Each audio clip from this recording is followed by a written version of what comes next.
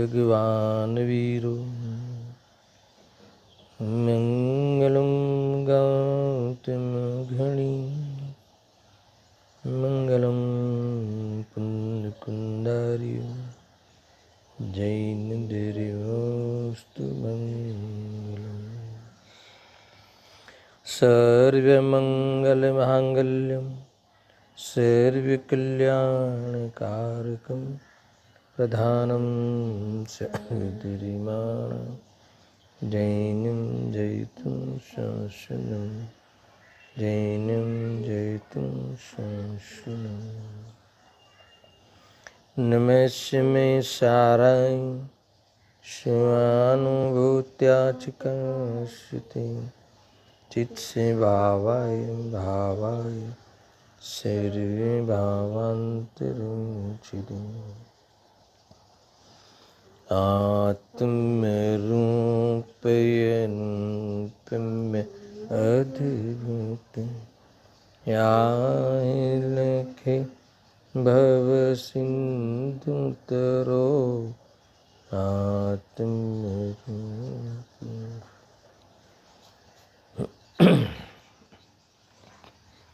समय सार बंध अधिकार, इसमें मंगलाचरण के रूप में जो आचार्य अमृतचंद्र देव ने कलश लिखा है, उस कलश पे चर्चा चालू है।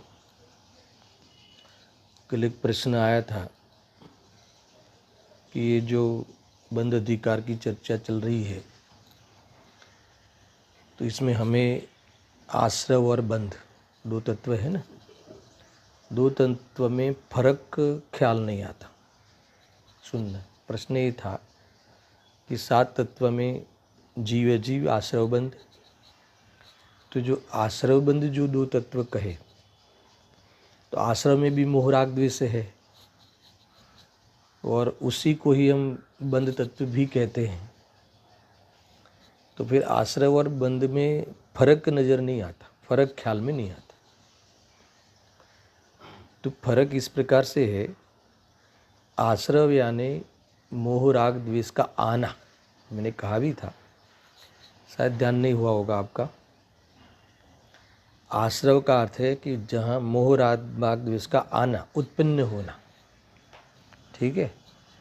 और फिर बंध तत्व यानी उपयोग का, इसमें रमना। अंतर ख्याल में है। मोह राग द्वेष का उत्पन्न होने के साथ फिर उपयोग का उसमें रमना, जिस ताकत से उपयोग का लगना, वो बंधपना है। देखो ऐसा है ना, कर्म की ओर से, द्रव्य कर्म की ओर से ये बात थोड़ा समझी जा सकती है। जैसे जीव का मोह राग द्वेष का निमित्त न पाकर द्रव्य कर्म का आना है ना, कार्मन वर्गणा का कर्म रूप परिणमित होके जीव के साथ संबंध होना, ठीक है, ये हो गया आश्रव। फिर उसमें प्रकृति बंध, प्रदेश बंध, स्थिति बंध, अनुभाग बंध, ये प्रदेश प्रकृति स्थिति अनुभाग पढ़ना, वो हो गया बंध। कितनी स्थिति, कितनी 1,00,000 वर्ष तक है ना, कैसा फल देगा, तीव्र फल आएगा कि मंद फल आएगा, तो ये बंध तत्व की ओर से उसकी चर्चा है। यानी जैसे एक खिलौना हम लाए, एक खिलौना आज घर में आया, बच्चे के लिए आया, तो एक खिलौना आया, वो आश्रव। फिर उसमें रमना प्रारंभ किया, रमा, वो हो गया बंध। समझ में? यानी मोह राग द्वेष में उपयोग का रमना, उपयोग में मोह राग द्वेष का आना, वो क्या हो गया, आश्रव। और फिर वहाँ उपयोग का रमना, वहाँ कषायों में उपयोग का इतनी ताकत से लगना, समझ में आया ना, वो सब क्या हो गया, बंध तत्व। तो इतना अंतर करना है। उपयोग का उस कषायों में, आती हुई कषायों में उपयोग का एंगेज रहते रहना, उपयोग का व्यस्त रहना, ये हो गया बंध तत्व। यद्यपि मोह राग द्वेष को आश्रव कहो कि बंध कहो, एक ही बात है, क्योंकि वही आना, उस प्रकार का भाव प्रकट होना, मिथ्यात्व सहित राग द्वेष का प्रकट होना, ये आश्रयपना है। और उसी में ही उपयोग का वर्तते रहना, उसी के लिए ही जीवन लगाते रहना, है ना। उसकी डिमांडों में, वो डिमांड क्या करती है, कषाय तो डिमांड करती है, पर उस डिमांड की पूर्ति के लिए फिर व्यस्त रहना, एंगेज रहना, ये सब क्या है, ये बंधपना है। ये हमारे समझ में आना चाहिए, बंध तत्व का ये है ना। ये पूरा देखो, ये हमें कषाय आती रहती है, ये दोनों साथ में चलते हैं तत्व।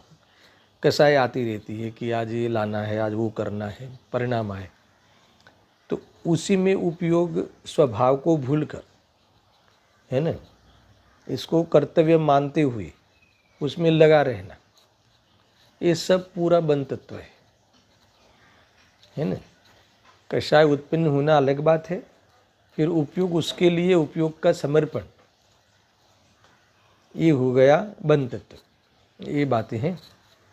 देखो आज मुझे थोड़ी बात निकली है तो बंध तत्व की चर्चा हम थोड़ी और करते हैं कि जैसे मुझे ऐसी आज विकल्प आया कि हम लोग ये लौकिक जो कार्य होते हैं ना, व्यापार है, गृहस्थ जीवन के और भी जो कार्य होते हैं गृहस्थी के, जो भी है व्यापार आदि, घर आदि को नया घर लेना, ये करना वो करना, जो भी गृहस्थ जीवन में जो जो प्रसंग आते हैं, शादी है, ब्याह है, जियारा आना, जो भी है,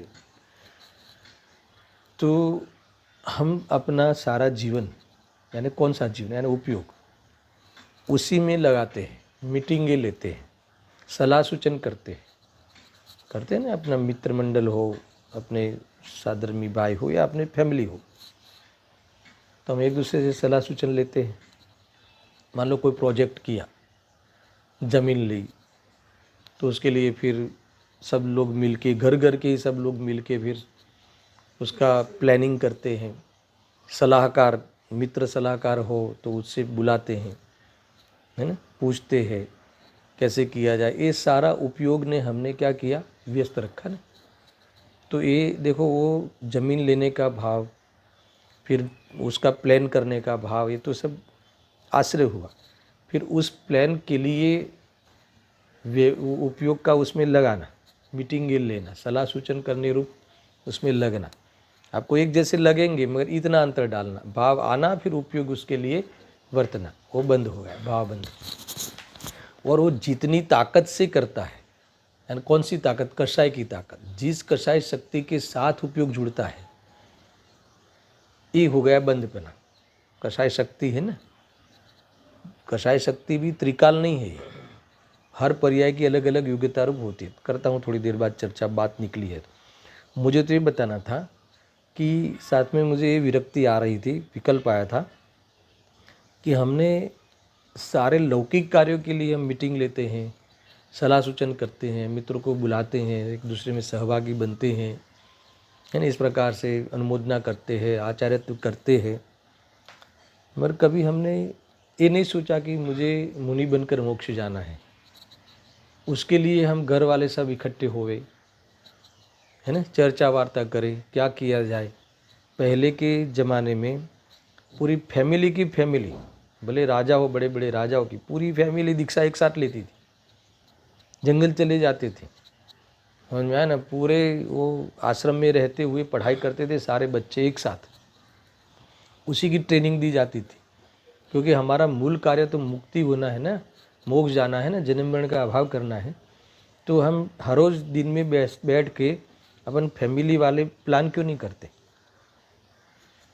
है ना। बाकी का प्लान तो करते हैं, ये करना है, ज़मीन लेना, वो करना, प्रोजेक्ट बनाना, ये करना, ये प्रोडक्ट में जाना, वहाँ जाना, करते। तो इसके लिए क्यों प्लान नहीं करते कि भाई हमें विचार करना चाहिए।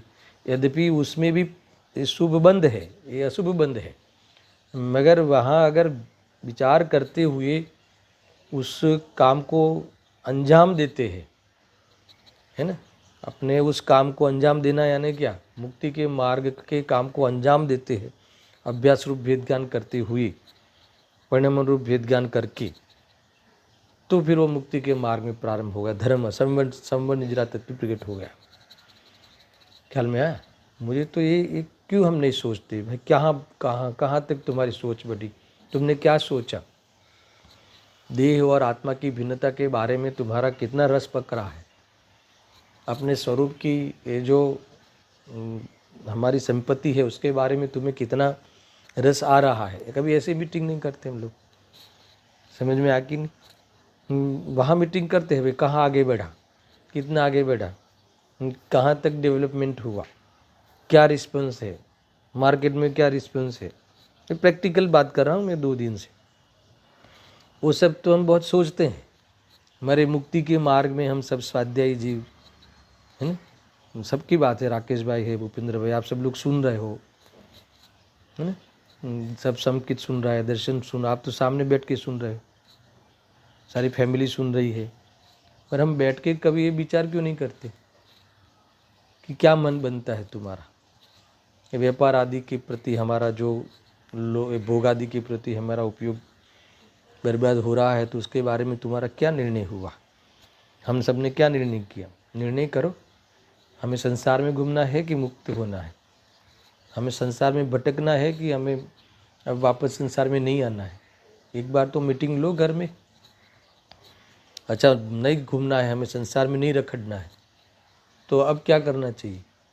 खाली पढ़ते रहना ऐसा नहीं। अपने विचार को टटोलना, अपने परफॉर्मेंस को देखना, निरीक्षण करना, परीक्षण करना है ना। ये साथ में विचार कर करके भी, एक दूसरे के साथ चर्चा करके भी अपने अंदर के शिथिलता को, सोया हुआ आत्मा को जगा सकते हैं।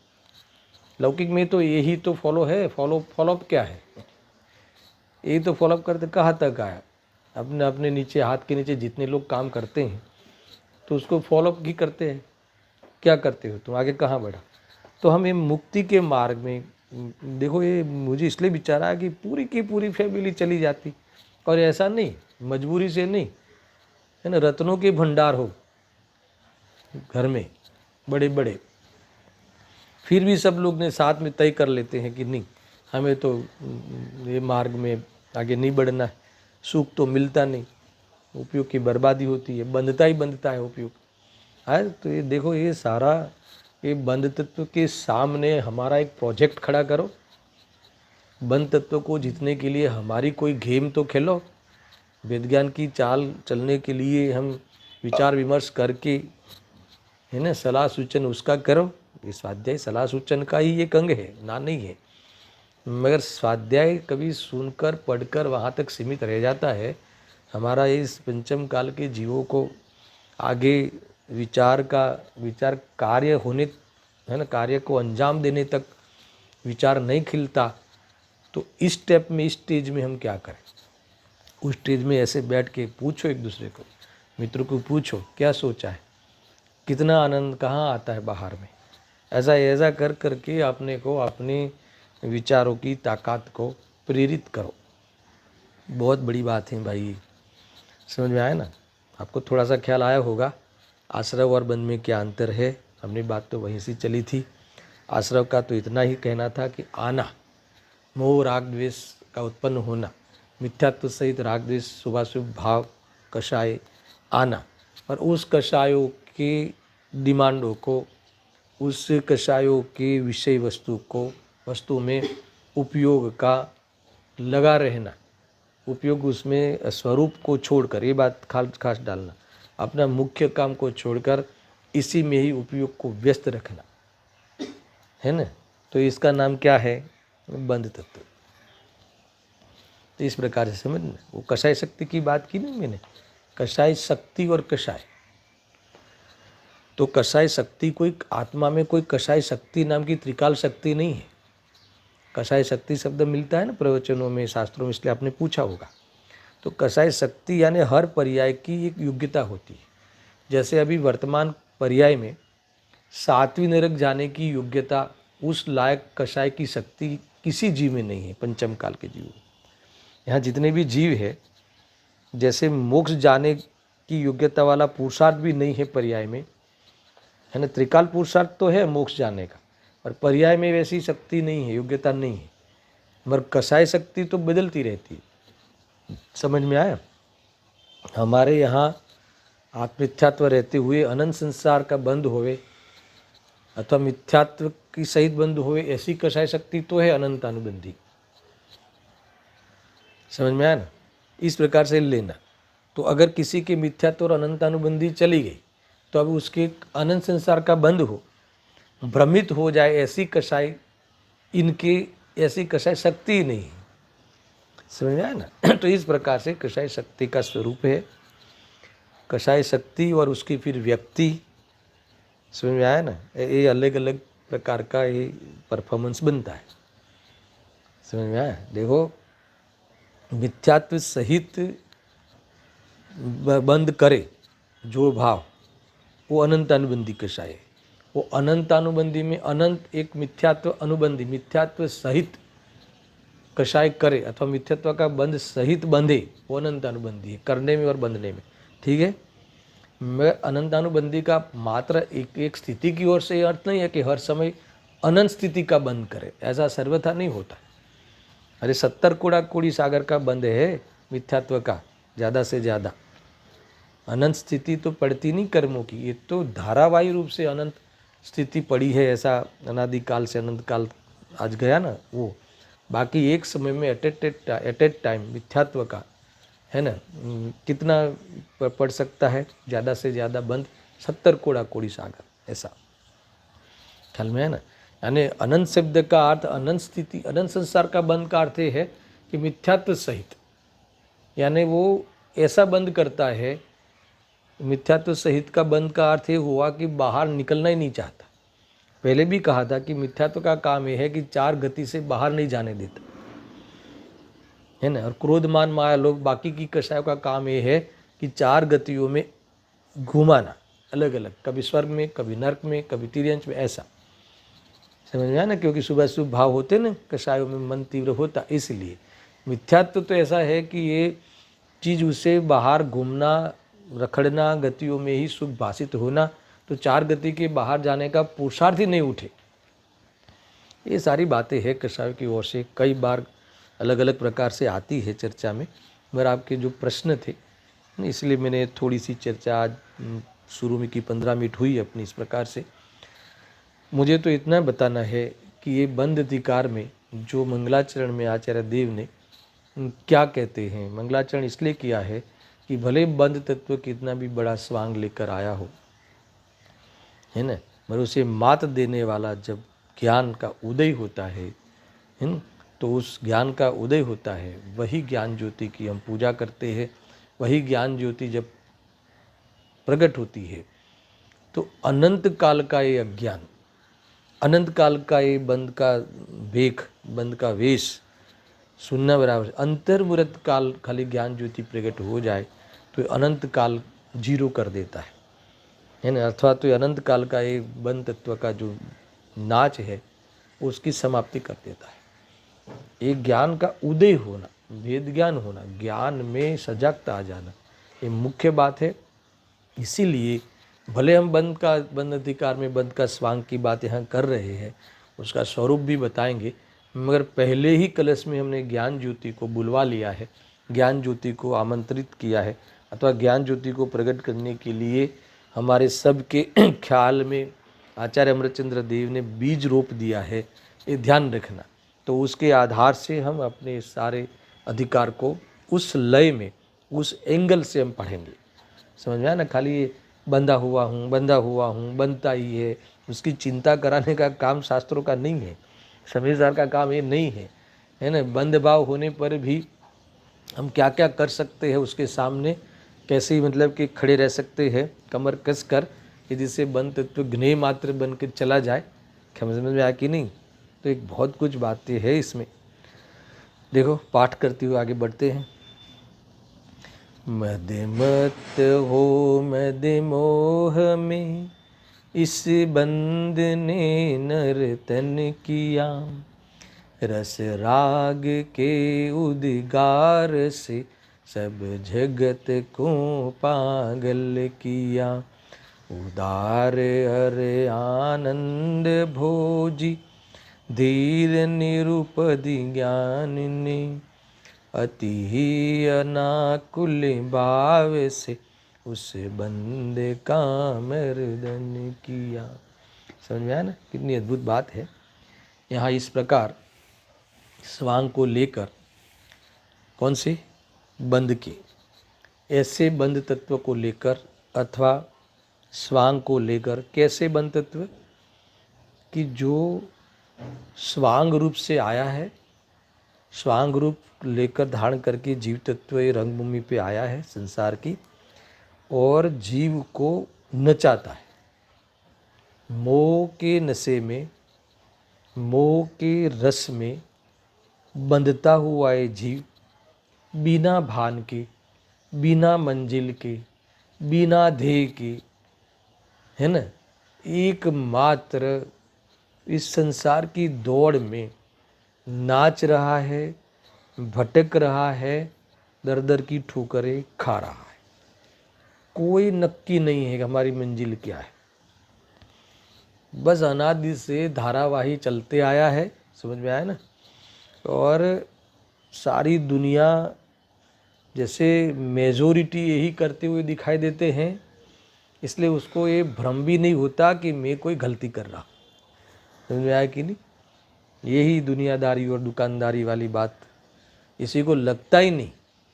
ये दुनियादारी और दुकानदारी से हटकर कोई, है ना, ये कोई मुक्ति का कार्य, ये कोई परमानेंट सुख का समाधान है कोई, ये बात उसे ख्याल ही नहीं है सारी दुनिया को। समझ में आए। 608 जीव कमाल कर लेते हैं भाई, अद्भुत बात है, गजब की बात है। अगर ये जो है ना दृष्टि सम्यक हो जाए, फिर उसकी तो क्या बात करें, है ना। जिससे वेद ज्ञान खिल जाए उसकी तो क्या बात करें। यही बात आगे करने वाले। देखो ऐसा है, ये बात यही चल रही है कि इस प्रकार के बंद तत्व, ऐसे बंद तत्व को यहाँ कहते हैं कि भले सारा जगत पागल हो रहा हो, भले ये सब कुछ चल रहा हो, फिर भी ऐसे बंद तत्व को नष्ट करता हुआ ज्ञान उदय को प्राप्त होता है। ऐसे माहौल में भी, ऐसे माहौल में रहने वाले जीवों के बीच भी एक कार्य होता है। कौन सा? ज्ञान उदय को प्राप्त होता है। उदय को प्राप्त होता है, उसका अर्थ क्या कि ज्ञान सम्यक होता हुआ इस मोह तत्व को, इस बंध तत्व को जवाब देता है। ये यहाँ कह रहे हैं। देखो कैसे, तो कि आगम के अभ्यास से, 5वीं गाथा को याद करना, आगम के अभ्यास से, युक्ति के अवलंबन से, परापर गुरु के उपदेश, ये पूर्व की बाह्य प्रक्रिया, इसके बाद और आत्म के अनुभव से इस बंध तत्व को मात देता हुआ, है ना, ज्ञान उदय होता है। गजब की बात है, सुनना बराबर से। ये ज्ञान तत्व, हमारा ये ज्ञान तत्व, हमारा ये ज्ञान स्वभाव इतना उपकारी है ना, इतना उपकारी है कि मोह होते हुए भी, मोह रहते हुए भी सत्य को सोच सकता है। समझ में आया ना। अर्थात तो मिथ्यात्व के काल में भी स्वपर का भेद विज्ञान किया जा सकता है। ये हमारे लिए उज्जवल पक्ष है। मैं तो इस बात को आपके सामने हजारों बार कह चुका। इस ज्ञान स्वभाव को, इस ज्ञान स्वभाव रूपी साधन को हम इसकी क्यों पूजा करते हैं, अथवा इसको हम क्यों इतना महत्व देते हैं? क्योंकि मिथ्यात्व तो चल रहा है, श्रद्धा में तो भ्रांति चल रही है, और उस अनुसार बुद्धिपूर्वक अबुद्धिपूर्वक कषाय भी चल रही है। फिर भी ज्ञान अपना एक कॉर्नर, ज्ञान अपनी एक जगह बना सकता है। अपने इस सब के रहते हुए भी सत्य सोच सकता है, स्वपर का भेद विज्ञान कर सकता है। सुनना सामान्य बात नहीं है। स्वपर का भेद विज्ञान करता हुआ मोह के सामने खड़ा रह सकता है, ये यहाँ कह रहे हैं। और बंद तत्व की पोल खीर खोल सकता है। समझ में आया ना। जीव स्वयं अपने ज्ञान में सत्य विचार करके या आगम के आश्रय से, आगम के अभ्यास से, फिर वो युक्ति के अवलंबन से, परापर गुरु के उपदेश से अपने ज्ञान को सत्य विषय देकर, है ना, दुनिया का जो सत्य सामने लाकर अपने ज्ञान में बंद के सामने रखता है, तो बंद का पोल खुल जाता। यानी बाहर में बंधने का ये जो भ्रम है वो भ्रम निकल जाए, ये कह रहे हैं ऐसा। इतना अद्भुत ये काम है, अगर तुम उसको सिंसियर, बहुत इसको तुम गंभीरता से लेना कि हम भले चल रहा हो, भले हमारा उपयोग, वर्तमान उपयोग बाहर में इस भोगों की क्रिया में, व्यापार आदि की क्रियाओं में बार बार चला जाता हो, फिर भी हम उसी ज्ञान को ही आगम का आधार लेके अपनी धारणा में सत्य को गाड़ सकते हैं, सत्य की नींव गाड़ सकते हैं, सत्य का प्लेटफॉर्म बना सकते हैं। और सत्य का प्लेटफॉर्म साथ में आ जावे तो उस अनादि का मोह हो, घर करके बैठा हो, उसकी जड़ें हिलती है। समझ में आया कि नहीं? मिथ्यात्व का मूल जो है, संसार का मूल मिथ्यात्व है, उसकी जड़ें हिलती है। तो एक बार जड़ें हिले तो समझ लो कि तुम्हें मार्ग मिलते जाता है। ज्ञान अपना मार्ग, अपने पास रहने का, अपने में सदा अपने आश्रय में रहने का, श्रद्धा को प्रेरित करते रहता है। बार बार श्रद्धा को, अहम को, एकत्व को झंझोड़ता है। समझा ना? फिर वह यही में हूँ, ये चैतन्य स्वरूप है, वही में हूँ, इस प्रकार से मान्यता आ जाना, यही द्रव्य का, आत्मा का आश्रय लेना है। आज ये भी प्रश्न पूछा था आपने, है ना? कई श्रोता पूछते रहते हैं ना, तो आत्मा का आश्रय लेना माने क्या? यानी आश्रय लेने में आत्मा, आत्मा के आश्रय में ही है। हर वस्तु अपने द्रव्य गुण पर्याय में ही, है ना, सत्ता में ही पाई जाती है। इसलिए कहीं चला गया है वहाँ से लाना है, ऐसा नहीं है। और जो यही मैं हूँ, ऐसा है मेरी ये त्रिकाल सत्य, यही मेरा स्वरूप है, ऐसा मानना, है ना, इसका नाम आत्मा का आश्रय लेना। और ये परचीज आदि मेरी नहीं है, ऐसा मानना, यथार्थ समझ के ज्ञान करके, इसका नाम पर का आश्रय छोड़ना। मान्यता में ही फर्क करना है, वहाँ ही आश्रय और निराश्रय की बात है। पर का आश्रय कैसे लिया है हमने? पर को अपना माना, यही आश्रय है। कोई सामने वस्तु होना, वस्तु के साथ में फिजिकल बैठे रहना, ऐसा नहीं है। कोई भी परद्रव्य हमारे सहयोग में बेटा चला भी जावे, दीक्षा भी ले लेवे, तो भी ये मेरा था, मेरा था, मैंने पैदा किया था, वो ही है, अभी बड़े हो गए हैं, वो मेरी कोख से जन्म लिया है, ऐसा मान मान कर अभिमान करते रहते हैं। सामने पदार्थ का होना नहीं होना ऐसा नहीं, वो पर में कुछ न कुछ इष्ट निष्ठ मान कर, है ना, जीवन की रचना करना, यही पर आश्रय है। और सत्य खोल देता है ज्ञान। सारा सत्य आगम से, तीर्थंकरों के हृदय से, ओमकार ध्वनि से लाकर ज्ञान अपने स्वयं के सामने रख देता है एजेंडा में। तब जाके वो श्रद्धा, जो मान्यता वो पर में घर कर गई थी, वो मान्यता वहाँ ढीली पड़ती है। और वास्तव में यही मेरा अकर्ता स्वरूप, ज्ञाता दृष्टा स्वरूप, है ना, ऐसी प्रतीति होती है, वो ही आत्मा का आश्रय है। समझा ना? इस प्रकार से लेना है। देखो, कई बार ये तो ज्ञान ज्योति का उदय हुआ ना, मुझे इतनी बात बढ़िया लगती है, हर अधिकार के प्रारंभ में ज्ञान ज्योति का की महिमा करना, और हर अधिकार के अंत में पुनः ज्ञान ज्योति की महिमा करना। आचार्य देव की ये दृष्टिकोण बहुत बढ़िया है कि पहले आपको बता देते हैं कि ये अधिकार में कैसे हमें चलना है, और अंत में भी फिर बताते हैं कि फिर भी तुम चूक गए हो तो अंत में फिर सुन लो।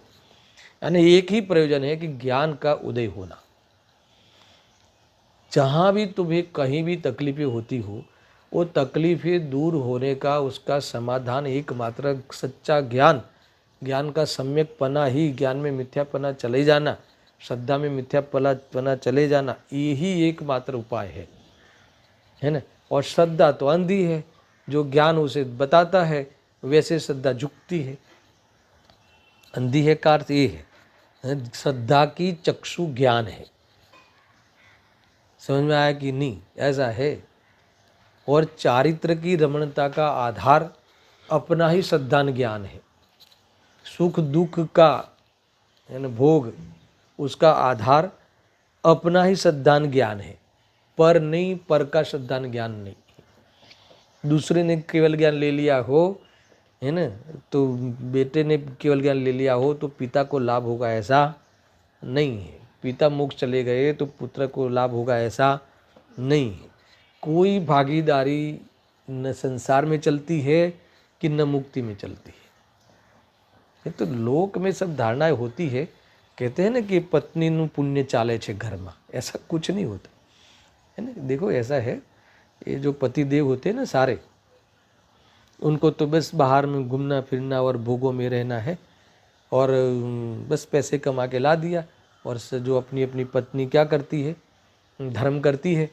तो ऐसा सोच लेता है दर्शन कि पत्नी तो धर्म करती है और उसके पुण्य से हम खाते हैं, उसके पुण्य से हमें ये सब करने मिलता है। ऐसा नहीं होता, समझ में आया ना। संसार में भी भागीदारी नहीं होती, संसार भी स्वतंत्र तत्व है। समझ में आया कि नहीं? ये सोचने जैसा है भाई।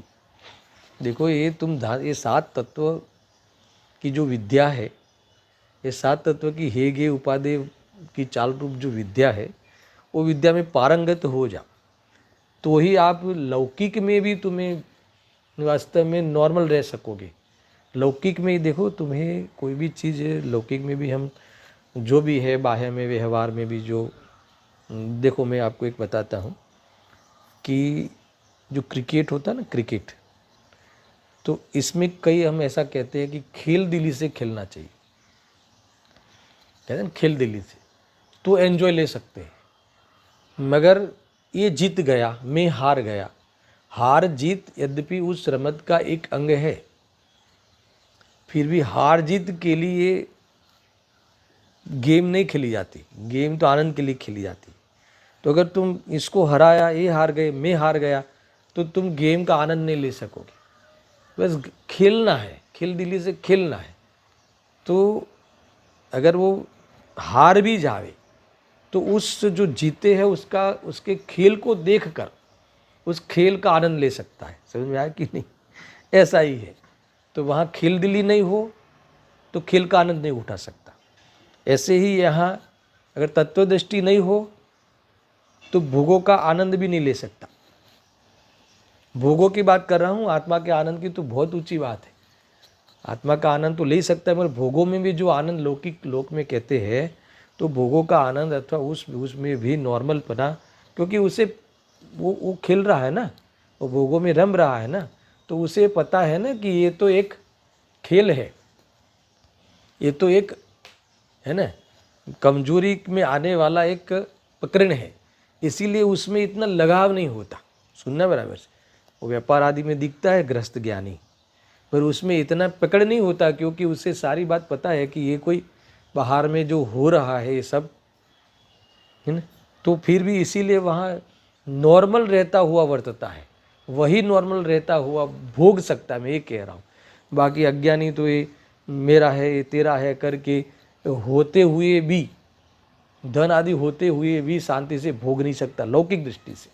ऐसे आध्यात्मिक दृष्टि तो कहती भोगी कौन सकता, मगर ये भी एक पहलू है ना। ज्ञानी धर्मात्मा भोगों में भी साच वास्तव में देखा जाए तो भोगों का सुख भी तो सच्चा ज्ञानी को ही होता है, अज्ञानी को तो वो भी सच्चा नहीं होता। वो दुखी दुखी रहता है, और ये सुखी इसलिए इसको पता है ना कि इसमें कोई दम है नहीं, उपचार रूप से रह रहा है, इसलिए बहुत नॉर्मल रह के निकलता है वहाँ से। ख्याल में आया? फिर भी वहाँ उसको प्रसंग आता है रहने का, तो इतनी नैतिकता से निर्णय लेता है। समझ में आया ना? नैतिकता से निर्णय लेता है कि किसी भी जीव को के साथ लौकिक अन्याय भी नहीं हो जाए। समझ में आया कि नहीं? ऐसा है। अभी देखो 4 भाई हो, एक सम्यक दृष्टि हो, बंटवारा कर रहे, तो वो बंटवारा करने में अनिति नहीं करेगा, क्योंकि उसको ये पता है ना कि कोई कुछ किसी का है ही नहीं, ये बल है उसका। और जो लौकिक में जो व्यवहार होता है उसमें नैतिकता से वो भले फिर उसमें वह चीज़ अपने में कम आनी हो या ज़्यादा आनी, वो ऐसे इस तरह से सोच ही नहीं सकता इतना। और वही जीव वहाँ भी नॉर्मल रह सकता है, क्योंकि इट्स ए गेम। यही है ना, गेम तो चल रही है, बंद का रोल, इट्स ए रोल। समझ में आया ना, ये तो एक रोल है। तो वो रोल भी बहुत ही खिलदिली से, नैतिकता से निभाता हुआ, उसी ज्ञेय बनाता हुआ वास्तव में गायक को ही साधता है। वहाँ वो उसको वास्तव में संसार को नहीं साधता। समझ में आया कि नहीं। अज्ञानी तो जिसको आत्मकल्याण करना ही नहीं है, वो तो मंदिर में बैठ के भी संसार को साधता है। वो क्योंकि उसको तो संसार के लिए मंदिर में जा रहा है। कई बातें हैं, कई बातें हैं, ये तो तुम जितनी चर्चा करो उसमें ख्याल आवे। कुल मिला के ये ज्ञान हमारे लिए इतना उपकारी है। एक बार ज्ञान अपनी दिशा पकड़ ले, एक बार ज्ञान में दिशा बोध सही हो जाए और श्रद्धा वहाँ, रुचि वहाँ रुचे, उस चीज़ की रुचि हो जाए यानी वो रुच जाए, यानी ये मान्यता में बैठ जाए, उसके बाद वार त्यौहार पे उपयोग को कदाचित कषाय में जाने का प्रसंग भी आ जावे। वार त्यौहार ख्याल में आया, उदयगत, तो भी इतना सहजता से वहाँ निकलता है और सहज रहता हुआ ऐसा हाय राम मेरा ये चला गया, हाय राम मुझे पाप परिणाम आ गया, हाय राम, ऐसा कुछ नहीं होता। बहुत सहज रहता है उस पाप परिणाम में भी रहते हुए। नहीं तो निजरा कैसे होगी। भले वो पाप परिणाम में रहते हुए भी उसे, है ना, वो गुण श्रेणी निजरा होती नहीं, एक बार सम्यक दर्शन हो जाए तो वो कैसे, वो संसार कभी उसका बढ़ता ही नहीं, कटता ही होता है। और परिणाम में तो ये दिख रहा है, तो उसके अंदर में क्या चल रहा है, कहाँ उसका पक्ष बन रहा है, ये वो वहाँ कषाय में आने पर भी उपयोग कितनी, बाह्य विवेक और अंतरंग विवेक। बाह्य विवेक में लौकिक नीति को नहीं छोड़ता और अंतरंग विवेक में कभी अपनाता नहीं उस चीज़ को। समझ में आया कि नहीं, भेद रहता है। और श्रद्धा इस प्रकार से अपने में ही अहम बढ़ाती है, अथवा अपने में ही अहम रूप रहती। बढ़ाना क्या, अहम हो गया, उसी में ही उपयोग रहे, इस प्रकार से अहम चलते रहता है। समझ में आया कि नहीं। ये है, जो चीज़ जैसी है वैसी मानना ही आत्मा का आश्रय है। स्व को स्वरूप, पर को पररूप, ये पूरी चाल है। आपको ऐसा नहीं लगता कि मैं बंध तत्व की चर्चा नहीं कर रहा हूँ? तो बंध तत्व की चर्चा करनी नहीं है, बंध के अभाव की चर्चा चल रही है। बंद होते हुए भी उस रोल को खुला कर देवे, है ना, ये अपनी आँख खोल देवे, उसके रोल को, उसके उस वेश को, वेश का पोल खोल देवे। समझ में आया ना, ये है ज्ञान, सच्चा ज्ञान ये है। दूध का दूध और पानी का पानी कर देवे जो ज्ञान, वो सच्चा ज्ञान है। वेद ज्ञान ही सच्चा ज्ञान है। वेद ज्ञान यानी आत्मज्ञान ही। वेद ज्ञान का अर्थ क्या है कि जो जैसा है वैसा जानना, और जो जैसा है वैसा मान्य रूप जानना। समझ में आया ना, यही वास्तव में सच्चा ज्ञान सिद्धांत है। ये है, इसके आधार पे ही होगा सारा। हमारे सुख दुख की रचना हमारे सिद्धांत ज्ञान के आधार पे। समझ में आया ना। इसीलिए सबसे पहले ज्ञान से शुरुआत की थी ना। हमारी श्रद्धा का आधार हमारा ज्ञान है। हम जिस प्रकार ज्ञान में हम जिस प्रकार जानते हैं, वहाँ हमारी श्रद्धा जुगेगी। इसलिए हमें ज्ञान को अगर स्पष्ट करते हैं तो वहाँ श्रद्धा उस ज्ञान में जहाँ मिलती है तो समझ लेना कि सुबह हो गई। समझ में आया ना, अंधेरा चला गया। आज तक सुबह नहीं हुई हो जिनकी, सुबह होने का अर्थ सम्यक दर्शन होना, तो अंधेरे में ही चल रहा है। गजब की बात है भाई, ये है, देखो अद्भुत बात है। ऐसा है ज्ञान लक्षण के द्वारा सुनना, स्व और पर का, स्वभाव और विभाग का, स्वभाव और विभाव का, है ना, अगर विभाग का उस प्रकार का भेद ज्ञान हो जाने से फिर से ज्ञान लक्षण ही पकड़ में आएगा। ज्ञान का उपकार बताता हूँ मैं, है ना। ज्ञान की सही यूटिलिटी ही अपने आप पे और पूरे जगत पे उपकार है। समझ में आया ना, पूरे जगत पे भी तभी उपकार है। व्यवहार रूप यद्यपि कोई किसी के उपकार नहीं करता, समझ में आया, मगर एक जीव अपने आप में रम जाता है तो उसके निमित्त से अनेक जीवों का प्राणघात बच जाता है। कहीं न कहीं वहाँ उपकार तो हो ही जाता है। होता कि नहीं होता? देखो तुम एक नियम ले लो, रात्रि भोजन का त्याग, तो तुम्हारे निमित्त से जितने जीवों का प्राणघात होने का चांस था वो चला गया, तो ऑटोमेटिक उपकार तो हो ही गया। समझ में आया ना?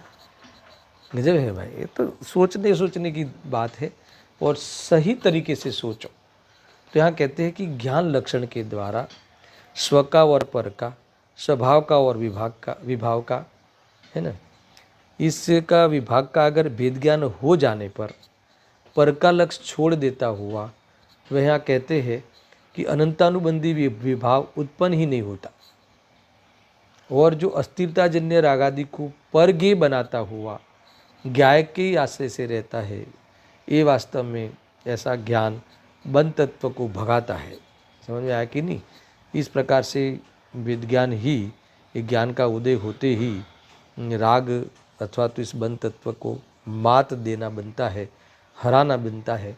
नहीं तो बंध तत्व हावी हो जाए, चेतना दब जाती है,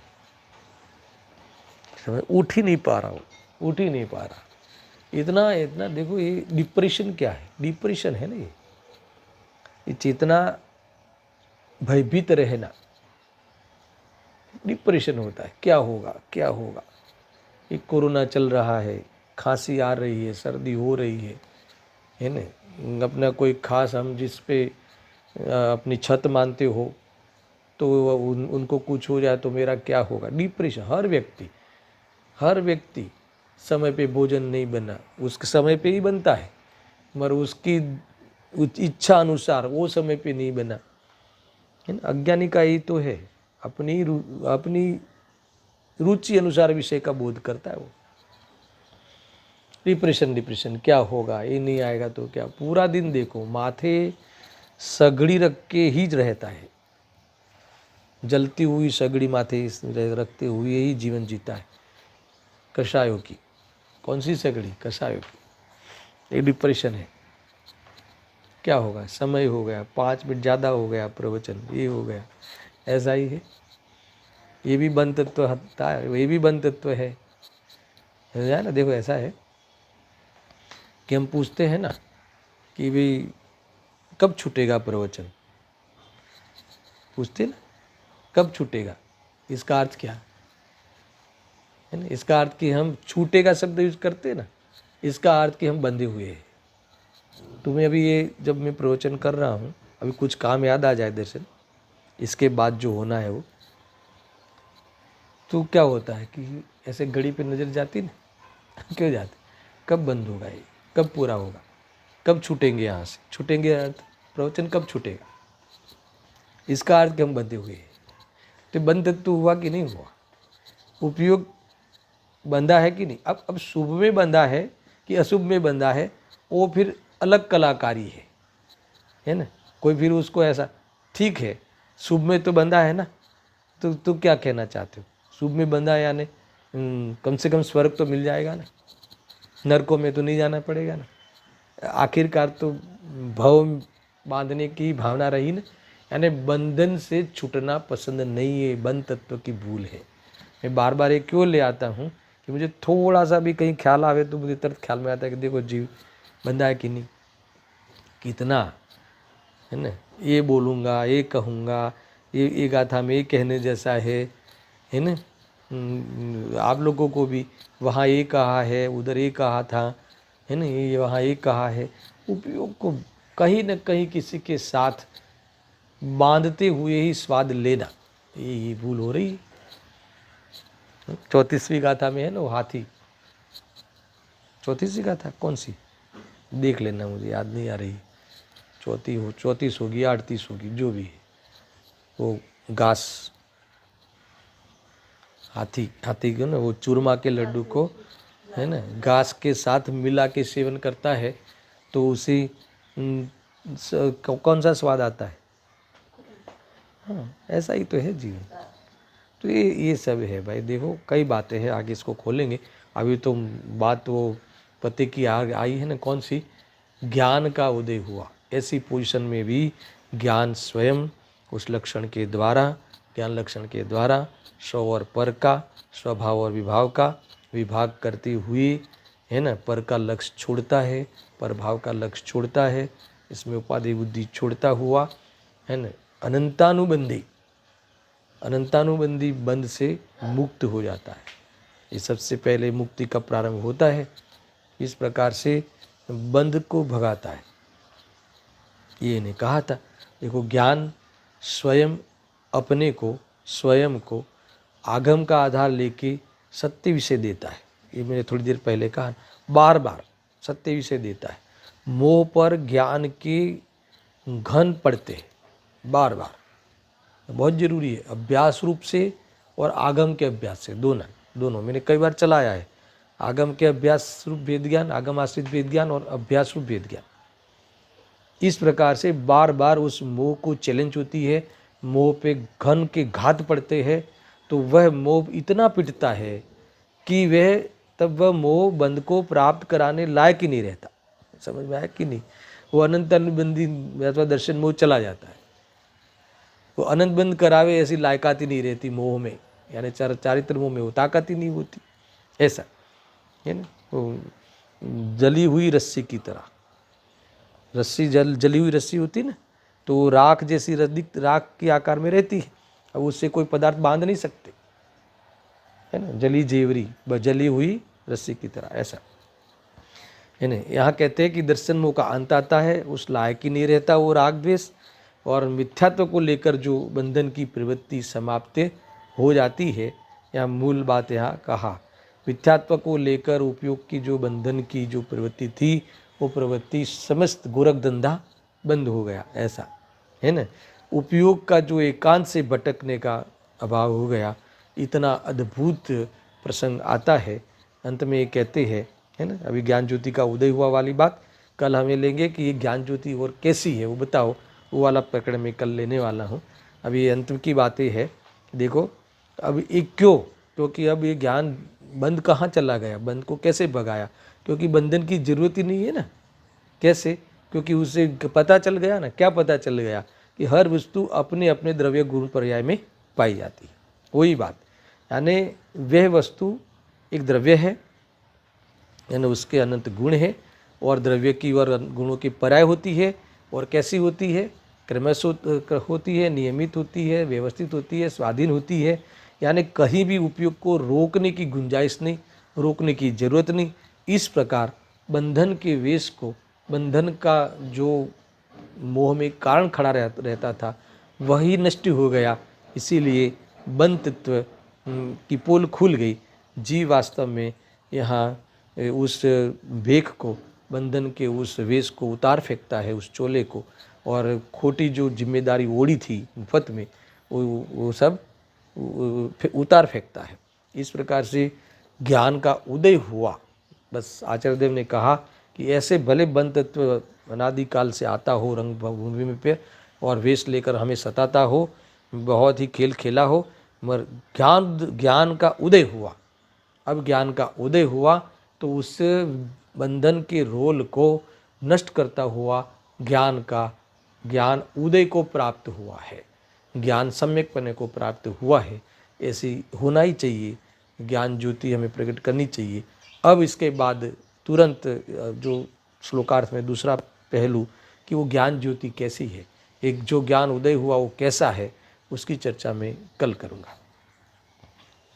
सहजानंदी शुद्ध स्वरूपी अविनाशी आत्मस्वरूप, सहजानंदी शुद्ध स्वरूपी अविनाशी आत्मस्वरूप, सहजानंदी शुद्ध स्वरूपी अविनाशी आत्मस्वरूप।